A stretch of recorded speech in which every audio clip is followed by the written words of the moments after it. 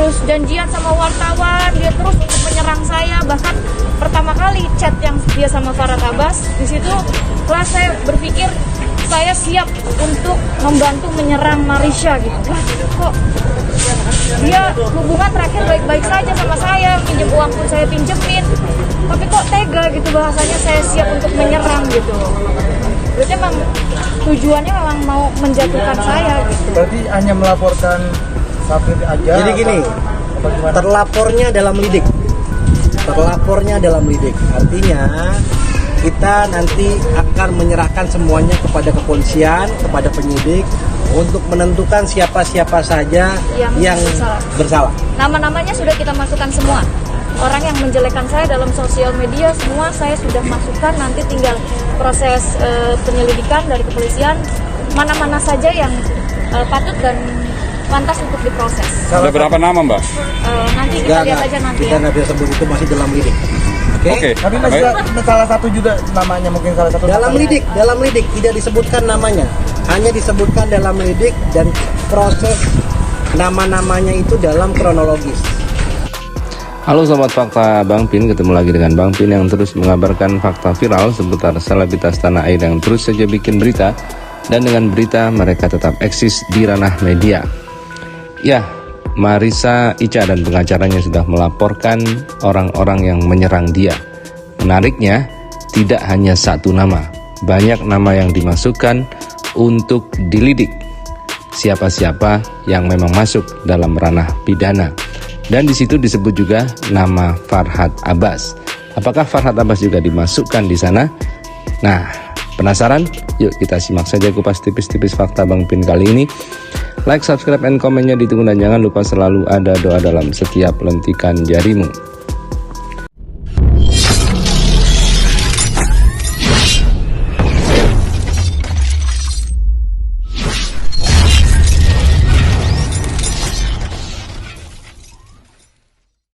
Marissa Icha bersama pengacaranya datang ke kepolisian untuk melaporkan orang-orang yang menghinanya di media sosial, yang menjatuhkan martabatnya, yang menyerang dirinya serta memfitnah dirinya.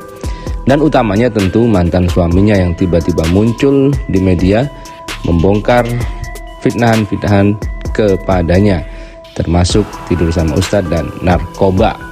Namun yang menarik, dalam laporan ini tidak disebutkan nama. Artinya laporan ini berada dalam proses untuk menentukan siapa-siapa saja tersangkanya. Dan untuk keperluan itu sudah dimasukkan beberapa nama yang dimasukkan oleh Marissa Icha dan tim pengacara yang diduga orang-orang ini yang telah menjatuhkan martabat dan memfitnah Marissa Icha. Dan juga disinggung di situ, terutama yang menjadi alat bukti adalah konten YouTube Dennis Karista. Karena saat itu Dennis mengundang Saiful Safir untuk memberikan klarifikasinya terhadap konfliknya dengan Marissa Icha. Dan memang di situ spesifik dikatakan bahwa Saiful Safir memfitnah Marissa Icha memakai narkoba. Karena itulah sebagai alat bukti untuk tes urin, tes negatif narkoba juga dibawa oleh Marissa Icha. Menarik, kita tunggu saja siapa-siapa nanti yang akan diproses oleh polisi dari nama-nama yang dimasukkan oleh Marissa Icha. Karena kita tahu Farhad Abbas juga sering menyerang Marissa Icha meskipun tidak menyebutkan nama, tetapi sudah menggiring opini masyarakat untuk merujuk hal itu kepada Marissa Icha yang memang dekat dengan keluarga Haji Faisal. Dikatakan Farhad Abbas sempat menyindir bahwa Marissa Icha ini adalah menikah 5 kali dan janda 5 kali, bahkan pernah kawin 7 kali. Serta juga mengingatkan keluarga Haji Faisal untuk hati-hati terhadap Marissa Icha.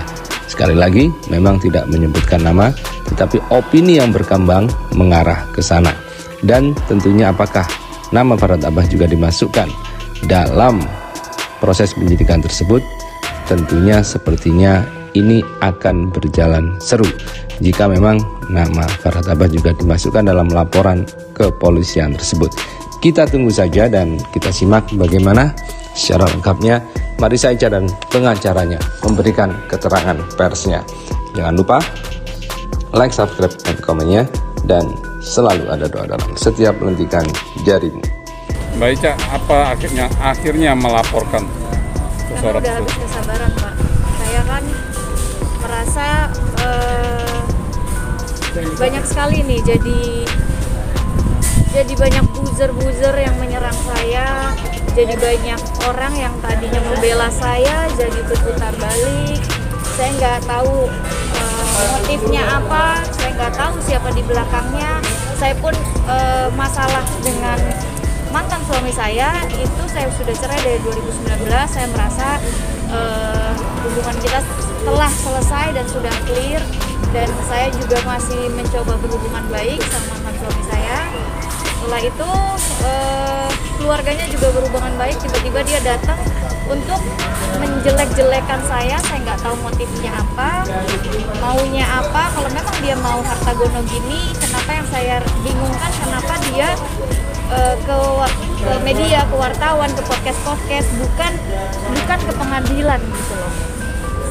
Kenapa tujuannya sampai bener-bener sesadis itu memfitnah saya dari A sampai Z, memutarbalikan fakta sampai sekeji itu, sampai saya dibilang tidur sama ustadz segala macam, itu sudah luar biasa kejinya. Dan saya di sini juga punya kesabaran sebagai manusia, apa yang bisa diselesaikan dengan kekeluargaan mungkin akan diselesaikan dengan kekeluargaan.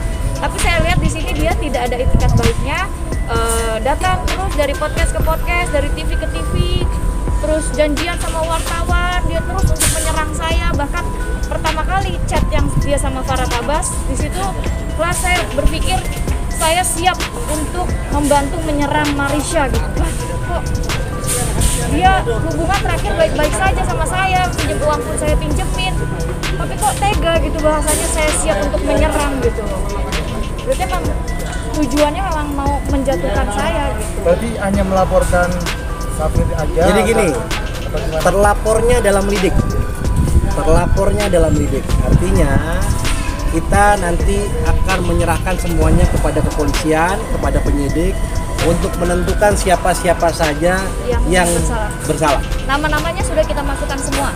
Orang yang menjelekkan saya dalam sosial media semua saya sudah masukkan, nanti tinggal proses penyelidikan dari kepolisian mana-mana saja yang patut dan pantas untuk diproses. Ada berapa nama, Mbak? Nanti kita lihat aja nanti kita ya. nggak bisa sebut, itu masih dalam lidik. Oke. Tapi masih salah satu juga namanya, mungkin salah satu Dalam namanya. lidik tidak disebutkan namanya, hanya disebutkan dalam lidik, dan proses nama-namanya itu dalam kronologis, ya kan? Semuanya dijelaskan dalam kronologis, siapa yang dilaporkan dalam penyelidikan. Jadi seperti itu. Mbak Ica, tuduhannya kan cukup serius, Mbak ya. Menegur nggak sini kan sebelum laporan Somasi gitu. pada mereka? Kita sudah memperingatkan mereka sudah. Taika, mengenai buzzer yang mengancam, mungkin apa tindakan buzzer yang mengancam Taika sejauh ini?